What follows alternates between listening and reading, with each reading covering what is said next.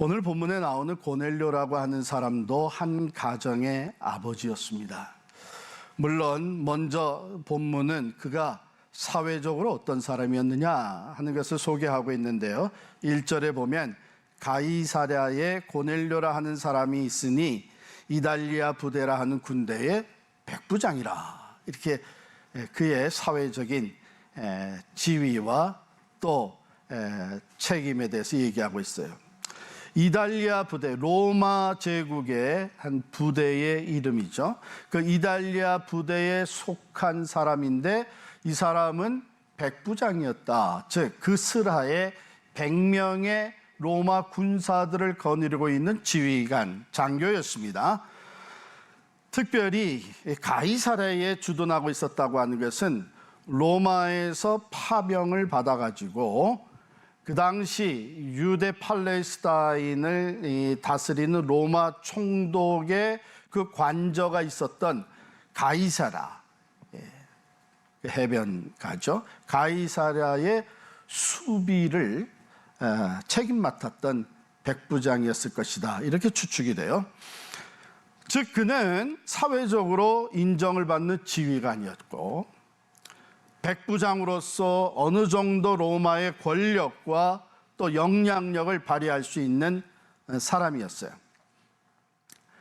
자, 그런데 그 사람의 삶이 어떠했느냐 하는 것을, 그게 더 중요하잖아요. 어떤 타이틀이나 직무보다 더 중요한 게 실제 삶이 어떤 삶이었느냐 하는 것을 간단하게 요약해 주고 있는데, 사실은 한 단어로 먼저 표현이 됩니다. 그 단어가 뭐냐 하면 경건이에요. 경건.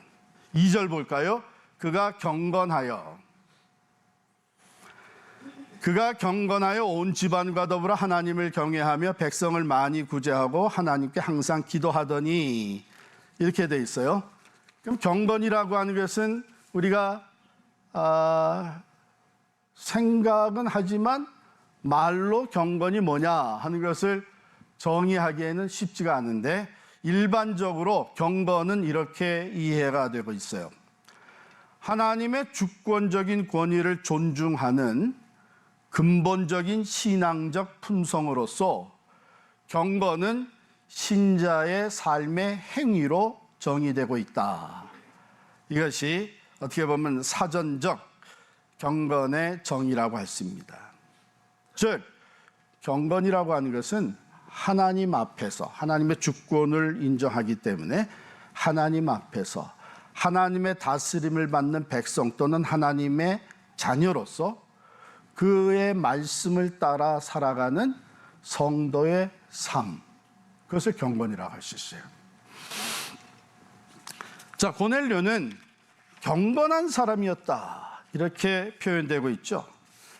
그런데 경건이 삶의 행위로 정의된다고 했는데, 그럼 고넬료의 경건은 어떻게 삶으로 나타났는가 하면 온 집안과 더불어 하나님을 경외하며 백성을 많이 구제하고 하나님께 항상 기도하는 그런 삶의 모습으로 경건이 나타났습니다.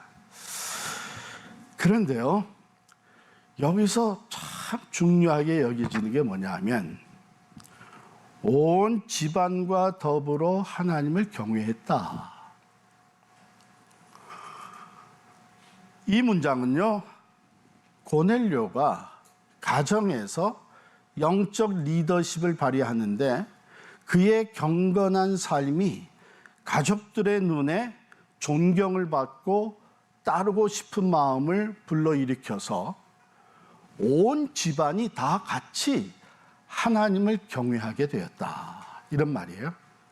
여러분, 진정한 목사가 누구냐? 가족들에게 인정받는 목사가 진정한 목사입니다. 진정한 참된 장로 권사가 누구냐? 가족들이, 자녀들이 볼 때에 우리 아버지는, 우리 어머니는 정말 장로시오, 정말 권사님이시오. 참된 성도가 누구냐? 크리스찬이 누구냐? 우리 가족들이 볼 때에, 특별히 우리 자녀들이 볼 때에 우리 부모님은 they are true Christian. 정말 성도셔. 정말 믿는 사람이셔.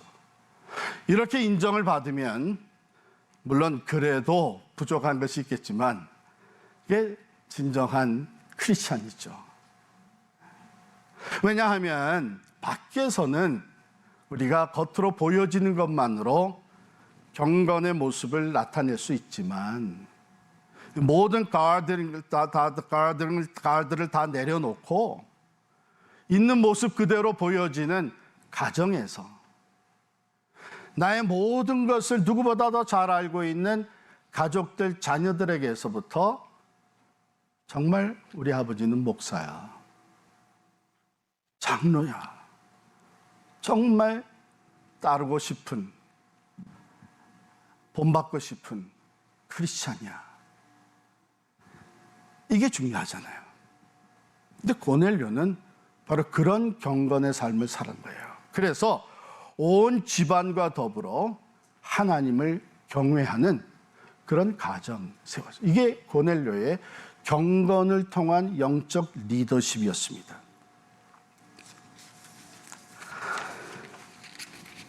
자, 그가 하나님을 경외했다고 하는 것은요, 우리가 잘 아는 대로 여기에 두려워할 줄 알았다. fear.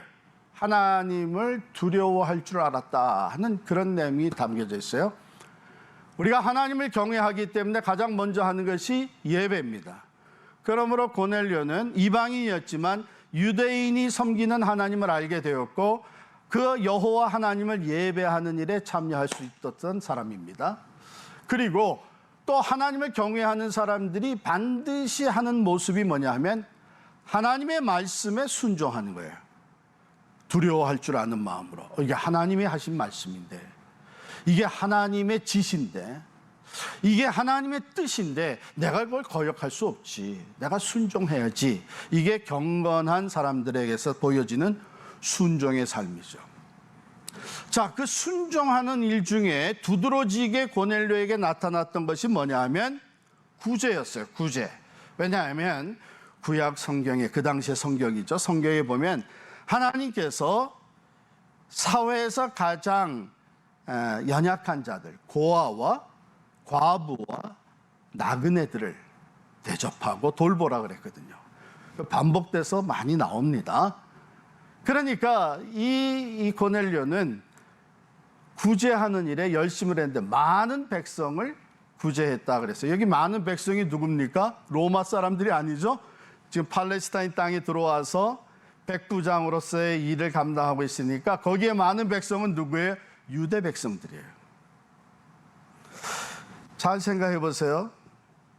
그 당시에 이런 장교들, 백부장과 같은 지휘관들, 장교들은요, 해외에 파견되어서 나갈 때에 보통 평균 한 2년을 가서 파견받아 가서 임무를 감당했어요. 그러면 그 2년이건 3년이건 그 임무를 근무하는 동안 대부분의 리더, 장교 또 지위를 가진 로마인들은 뭘 했냐면 자기의 그 부를 축적하는 일에 열심을 했습니다. 그래서 파견받아 나가 있는 동안에 재산을 증식시키고 또 돌아가서 자기가 진급하는 데 필요한 그 자금을 확보하는 것이 그들의 관심사였어요. 요즘도 좀 그런 일이 있죠. 나와서 파견받아 하는 동안 내가 그때 좀 수입을 좀, 돈을 좀 많이 세이브하고 또 자금을 좀 확보해 놓고 다음을 위해서. 자, 그렇기 때문에 이 로마의 지휘관들, 백부장과 같은 사람은 대부분은 그 파견 근무를 하는 동안에 그 식민지 백성들을 착취한 거예요. 할 수 있는 만큼 뜯어내는 거예요. 왜? 권력이 있잖아요. 다스리는 로마 제국의 지휘관이잖아요. 그러니까 자기의 권력과 영향력을 발휘해가지고 할 수 있는 만큼 뜯어내는 것이 보통 있는 일이었는데 이 고넬료는 완전히 거꾸로 했어요. 자기의 봉급을 사용을 해가지고 그 피지배국의 어려운 백성들, 과부와 고아와 나그네들을 구제하는 일에 열심을 해요. 많은 백성들을 구제하였고 그랬어요. 물론 그가 유대교로 개종하진 않았습니다. 만약에 개종했다면 그가 할례 받았다는 얘기가 아마 기록이 됐을 텐데 할례 받지는 않았어요. 그러나 유대교의 여호와 하나님, 그 하나님을 그는 인정하고 그를 섬기면서 경건한 삶을 살았던 것이죠. 뿐만 아니라 항상 기도했다. 하나님께 항상 기도했다. 자, 이러한 고넬료, 하나님께서는 이 고넬료와 베드로 사도와의 만남을 주선하십니다. 하나님이 베드로를 왜 보냈어요? 고넬료에게 베드로가 오게 되면 무슨 말씀을 전하게 될 거라고 미리 말씀해 주셨어요? 구원받을 말씀. 내 온 집이 구원받을 말씀을 내게 이르리라. 그렇다면 말이에요. 고넬료가 그렇게 경건한 삶을 살면서 가족들에게도 존경받고 온 집안이 하나님을 경외하는 그런 영적 리더십을 발휘하면서 그가 어떤 부족함을 느꼈기에 하나님께 계속 기도하였고 하나님은 그 기도의 응답으로 베드로와의 만남을 주선하셨을까? 그래서 베드로로부터 구원받을 말씀을 듣게 하셨을까? 여러분, 이거 아주 중요합니다.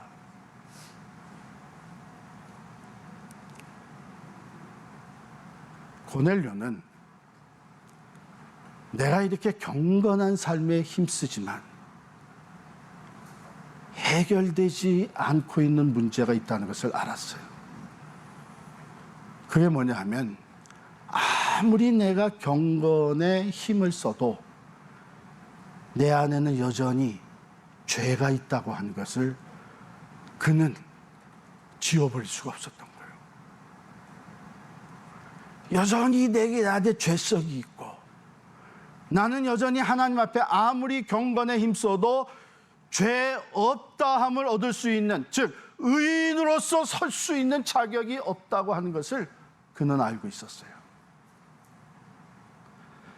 여러분, 여기서 우리는 참된 경건의 또 다른 차원을 보게 됩니다. 여러분, 진정한 경건은 자기 자신에 대해서 솔직해지는 거예요. 다른 사람들이 알지 못하는 내 안의 갈등, 내가 누구보다도 경건하고 거룩한 삶을 사는 것 같지만 여전히 내 안에는 죄성이 있고 여전히 나는 죄인이라고 할 수밖에 없는 연약한 존재예요. 내 생각은 아직도 죄악된 것을 생각할 때가 있고 내 말이, 내 판단이 하나님 앞에 깨끗하지 못한 죄가 있다고 하는 것을 그는 지워버릴 수가 없었던 거죠. 그래서 하나님 앞에 계속 기도한 게 뭡니까? 이거는 경건으로도 되지 않는 이 문제, 어떻게 하면 내가 진정 하나님 앞에 의롭다함을 얻을 수 있겠습니까? 어떻게 하면 이 죄 문제가 온전히 해결이 되어서 하나님 앞에 의롭다함을 얻고 구원을 받을 수 있습니까? 이 문제를 가지고 기도했다는 것이죠. 오늘날 많은 사람들이 내가 다른 사람들보다 더 경건한 삶을 산다고 자기 의의를 내세우는 사람들이 있습니다. 그런데 오늘 본문에서 지금 가르쳐 주시는 것은 뭐냐면 우리 인간들은 어느 누구도 자기의 경건의 의의로 구원받을 수 있는 사람은 아무도 없습니다. 우리 모두는 하나님 앞에 죄인일 수밖에 없는 거예요. 많은 경건한 삶을 살지만 한 번 또 죄를 짓고 한 번 또 마음속으로 말로 행동으로 죄를 짓게 되면 죄인이죠. 고넬료는 자기 자신의 내면의 삶, 어쩌면 가족들도 알지 못하는 이 죄의 갈등을 그는 솔직하게 인정을 하고 하나님 앞에 기도했던 것이죠. 어떻게 하면 내가 하나님 앞에 죄 없다고, 위롭다고, 인정받고 구원을 얻을 수 있습니까? 하나님은 그 기도에 응답하신 거예요. 베드로를 초청해라. 베드로가 와서 무슨 말씀을 전할지는 모르지만 분명한 것은 하나님이 내 기도에 응답하셔서 구원받을 말씀을 듣게 하시는구나 해가지고 베드로를 초청했어요. 베드로도 뭔지 모르고 와서 도대체 왜 나를 불렀어? 그랬더니 여기 10장으로 넘어가게 되면 33절에 이렇게 고넬료가 대답을 합니다. 내가 곧 당신에게 사람을 보내었는데 오셨으니 잘하였나이다. 이제 우리는 주께서 당신에게 명하신 모든 것을 듣고자 하여 다 하나님 앞에 있나이다. 하나님이 내 기도에 응답하셨으니까 분명히 그 응답으로 베드로를 통해서 들려주시는 말씀이 있고 그 말씀이 아마도 내가 그렇게도 간구했던 구원의 말씀일 텐데 그것이 뭔지는 모르지만 우리는 준비되어 있습니다. 나와 내 모든 가족들이 당신의 말을 듣겠습니다. 당신 앞에서 듣는 것이 아니라 하나님 앞에 우리가 있습니다. 와, 베드로가 이 말을 듣고 깜짝 놀란 거죠. 그래서 예수 그리스도를 증거하기 시작을 했습니다. 그러면서 베드로의 마음이 변해진 거죠. 34절에 보면 베드로가 입을 열어 말하되 내가 참으로 하나님은 사람의 외모를 보지 아니하시고 각 나라 중 하나님을 경외하며 의를 행하는 사람은 다 받으시는 줄, 다 구원하시기를 원하시는 줄을 내가 깨달았도다 하면서 만유의 주 예수 그리스도로 말미암아 화평의 복음이 전파되었느니라. 이스라엘 자손들에게 보내주셨고 그가 십자가에 달려가신 나사렛 예수였고 그를 통해서 하나님의 기적과 표적들이 나타났고 그가 십자가에 달려 죽었으나 사흘 만에 다시 살아나신 부활하신 주여 만유의 구주가 되신, 그가 결론으로 얘기한 것이 43절입니다. 그에 대하여 즉 그리스도에 대하여 예수에 대하여 모든 선지자도 증언하되 그를 믿는 사람들이 다 그의 이름을 힘입어 죄 사함을 받는다 하였느니라. 죄 사함과 구원의 복음이 선포된 거예요. 여러분 그때 어떤 일이 일어났는가? 44절에 보면 베드로가 이 말을 할 때에 성령이 말씀 듣는 모든 사람에게 내려오시니, 즉 고넬료와 그 집안 모든 사람들에게 임했습니다. 똑같은 사건이 벌어진 거예요. 오순절 마가의 다락방에서 120여 성도가 저녁 기도에 힘쓸 때 성령 강림한 것이 여기서도 나타난 거예요. 그랬더니 베드로가 확신을 얻게 됐죠. 47절입니다. 이에 베드로가 이르되 이 사람들이 우리와 같이 성령을 받았으니 누가 능히 물로 세례 베풀을 금하리요 하고 명하여 예수 그리스도의 이름으로 세례를 베풀라 하니라.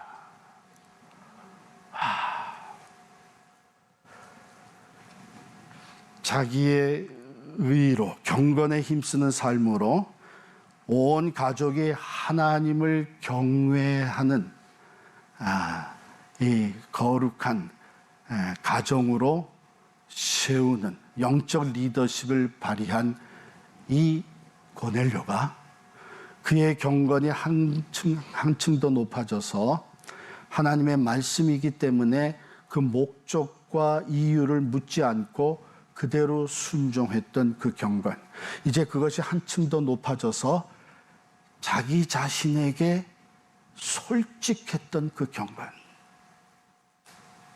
내 안에 여전히 해결되지 못한 이 문제, 구원의 문제. 나는 아무리 경건에 힘써도 하나님 앞에는 여전히 죄인일 수밖에 없다고 하는 이 문제를 솔직하게 인정하라고 하나님께 기도했던 그 경건. 여러분, 경건이 무엇인지 이 말씀이 우리들에게 놀라운 가르침을 주고 있습니다. 이 참된 경건을 하나님이 받으신 거예요. 그리고 그가 마음에 소원하고 갈등하고 해결하기를 원했던 이 구원의 문제를 위해서 베드로를 보내시고, 베드로의 입으로 예수 그리스도의 구원과 생명의 복음이 선포되어짐으로 말미암아 고넬료 자신뿐만이 아니라 그 집안 모든 사람들이 예수를 믿어 구원을 받고 영생을 얻게 되는 놀라운 축복의 통로가 된 겁니다.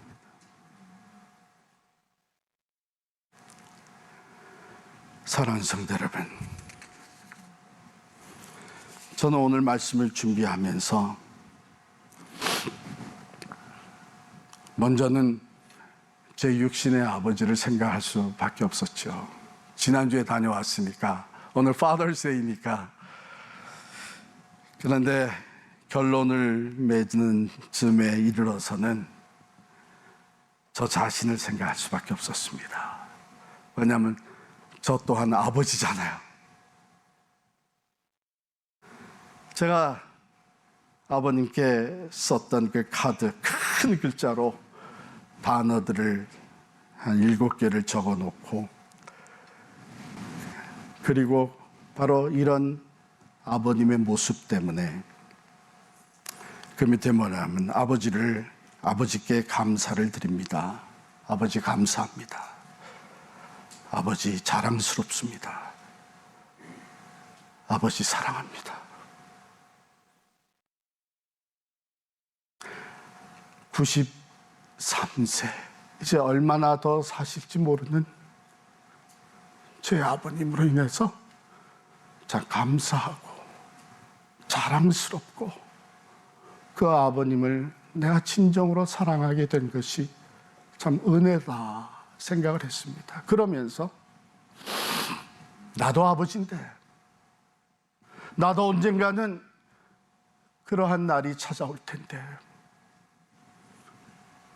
눈이 어두워지고 듣기가 힘들어지고 이제 이 세상을 떠날 날이 가까울 텐데, 그때 내 자녀들은 나에 대해서 어떤 생각을 가질까? 우리 아버지의 모습은 어떠했다고 그들이 단어를 적어가면서 나를 평할까?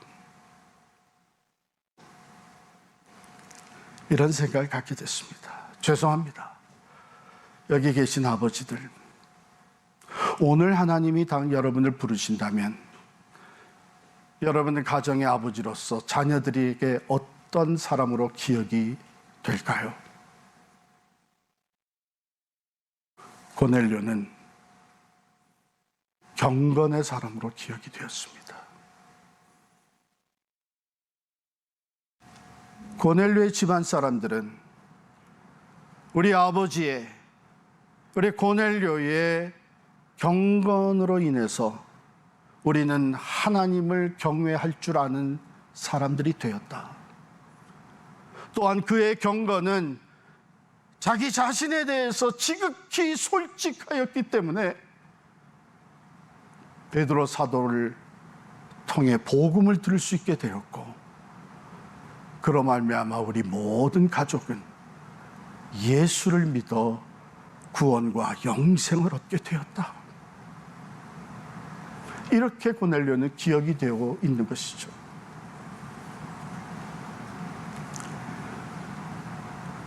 그렇습니다.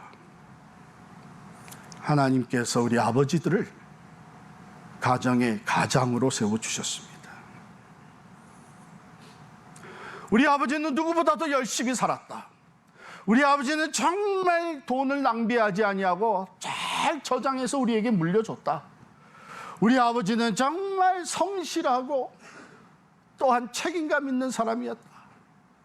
우리에게 물고기를 주는 것보다 물고기 잡는 것을 가르쳐 주셨고, 돈을 벌 때 돈을 잘 쓰는 것이 지혜로운 것이라고 가르쳐 주셨다. 그거 다 필요하고 좋은 아버지들의 교훈이죠. 그러나 가장 중요한 것은 내게 맡겨주신 이 가정, 내게 맡겨주신 이 사랑하는 가족들의 구원을 위해서 내가 영적 리더십을 발휘하고 있느냐 하는 것이 중요한 거예요.